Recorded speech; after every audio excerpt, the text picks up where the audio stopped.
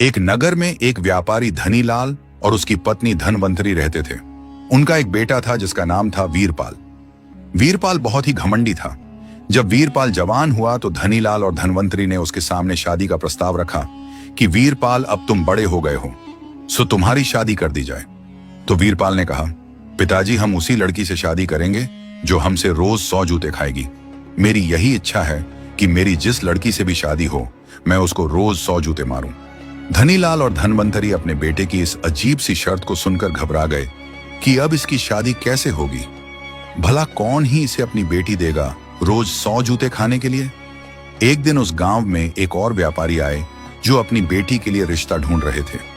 तो किसी ने उन्हें वीरपाल के बारे में बता दिया कि फला सेठ के भी एक जवान लड़का है और वह भी अपने बेटे के लिए रिश्ता ढूंढ रहे हैं। सो व्यापारी वीरपाल के माता पिता से मिलने के लिए आया और अपनी बेटी की शादी का प्रस्ताव रखा। तो वीरपाल ने झट से कह दिया कि देखिए, मैं उसी लड़की से शादी करूंगा जिसको मैं रोज 100 जूते मार सकूं। मेरी पत्नी जो बनकर आएगी वो रोज 100 जूते मेरे हाथ से खाएगी। लड़की का बाप ये सब सुनकर हैरान रह गया। कौन अपने कलेजे के टुकड़े को इस बेवकूफ के पास पिटने के लिए भेजेगा। इतना सुनकर व्यापारी वहां से उठकर चला गया। अपने घर जाकर उसने सारी बात अपनी पत्नी को बताई। तो पत्नी ने कहा, तो आपने क्या निर्णय लिया? व्यापारी बोला, मैंने तो मना कर दिया। बताओ कौन अपनी बेटी को पीटने के लिए भेजेगा किसी के घर। तो व्यापारी की पत्नी ने कहा, अच्छा किया आपने, जो आपने यहां नहीं की रिश्ते के लिए। अब पास में ही खड़ी उनकी बेटी ये सब सुन रही थी, जिसका नाम था प्राजक्ता। प्राजक्ता पढ़ाई लिखाई में तो होशियार थी ही, दिमाग की भी बहुत तेज थी। वह बहुत ही समझदार लड़की थी। उसने अपने पिता से आकर कहा, पिताजी मैं उसी लड़के से शादी करना चाहती हूँ। अब माता पिता तो यह सुनकर एकदम से हैरान हो गए और बोले, बेटी तुम ऐसे सनकी से शादी क्यों करना चाहती हो जो तुम्हें रोज 100 जूते मारे। तो प्राजक्ता ने कहा, पिताजी इससे आपको कोई मतलब नहीं है, बस आप मेरा विवाह उस लड़के से करवा दीजिए। लड़की के पिता को तो बिल्कुल यकीन ही नहीं हो रहा था कि उनकी बेटी उस सनकी इंसान से शादी करना चाहती है जो रोज इसको 100 जूते मारेगा। पिता ने अपनी बेटी को फिर से समझाने की कोशिश की, अरे पगली, रोज 100 जूते खाकर तो तुम्हारे सर के बाल ही उड़ जाएंगे, खोपड़ी गंजी हो जाएगी। ये विचार अपने मन से त्याग दो। तुम्हारे लिए लड़कों की कोई कमी नहीं है, एक से बढ़कर एक रिश्ता तुम्हारे लिए आ जाएगा। पर लड़की ना मानी। लड़की बार बार यही कहे, पिताजी आपको हमारी कसम है, हमारी शादी तो उसी लड़के से करवा दो। उसके माता पिता ने उसे बहुत समझाया पर वह ना मानी। दोनों माता पिता फिर से एक बार लड़के के घर गए और लड़के को समझाते हुए कहा, बेटा अगर तुम्हें कुछ दान दैत चाहिए तो हमें बताओ, जो तुम कहोगे सो हम तुम्हें देंगे। पर तुमने यह क्या अजीब सी शर्त रखी है कि बहू को रोज 100 जूते मारोगे। लड़के ने कहा, देखिए ना, एक दमड़ी चाहिए ना एक ढेला चाहिए दहेज में, बस शर्त वही रहेगी। अगर तुम्हें शादी करनी है तो करो, नहीं तो अपनी बेटी का रिश्ता कहीं और जाकर ढूंढो।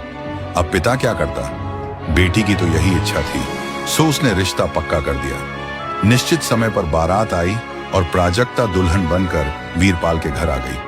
खूब दान दहेज धनीलाल धनवंतरी ने अपनी बेटी को दिया।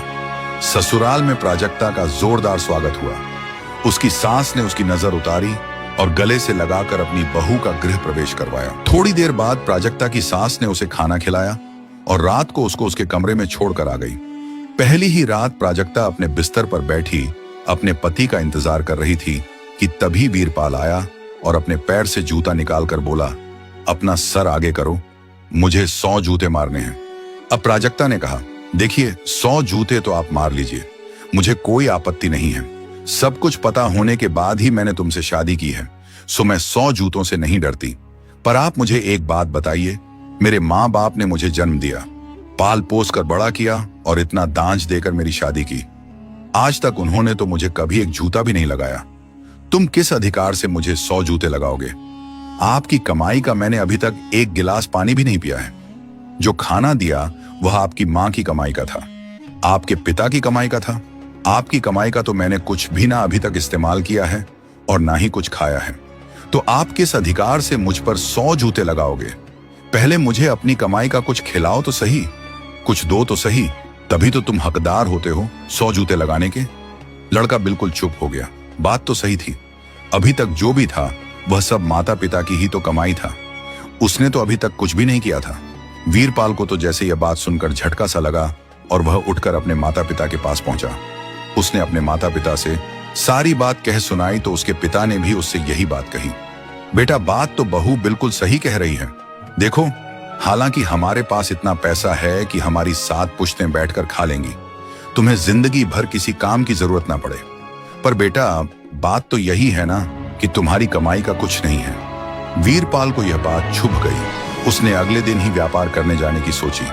असल में उसके पिता एक व्यापारी थे जो पानी के जहाज पर सामान लाद कर दूसरे देशों में खरीद और बिक्री करते थे। सो वीरपाल ने भी यही व्यापार करने की सोची।